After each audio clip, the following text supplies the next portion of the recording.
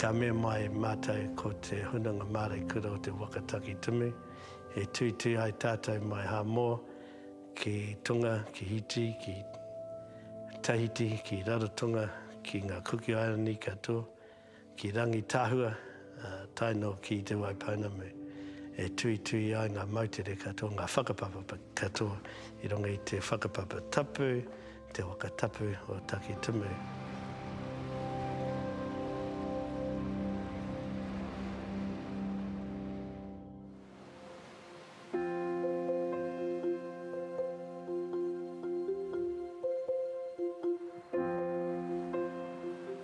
Te hia o ruawharo ki te rapa pakake, ne, tohora e ki ana e tahi iwi, engari kia ia e kia mātau, ana he pakake.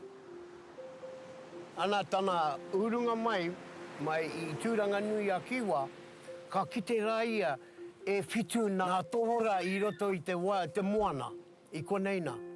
Ana I rua kautuku nei, ka pātata mai ana rātau, ana ka kite atu, he puke I roto I te moana, te āhua nei o nā tohora, o nā pakake.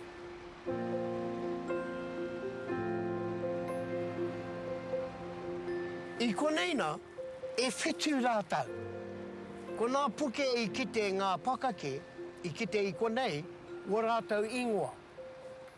Tū maraikura, tū tarakau ika, tū nui te ika, tū matauenga,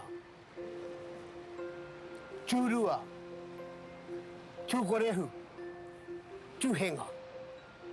Ko ina nā pakake a ruawharo, ne? Ana ka whakaingoa tia wēnei puke hei whare wānanga. Nā rātau hoki wēnei whare wānanga. Ana puke hei ke rangi, kau ai runga, kau ai raro. Ana koina tua wā rātau akonga ki reira, ne?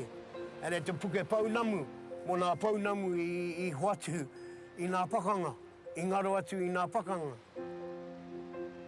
Ka umai rātau I koneina, ko tēnei wā I whakakiingia ko te ingoa ko te awa o tamatea. Ne hei maumaharatanga atu ki a tamatea I waiho atu I mauao.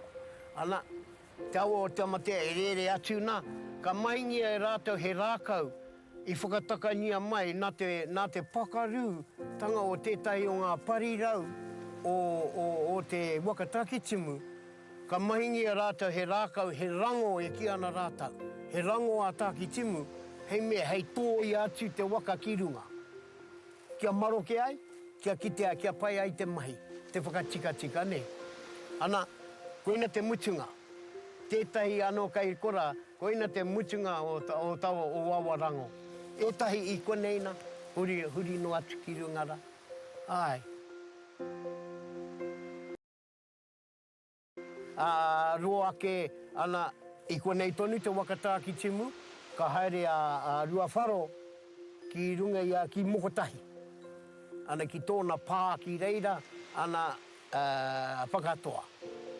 Ana ka noho ia ki reira, engari ko tōna teina tūpai, I konei rā ia I te taha o taupōtiki.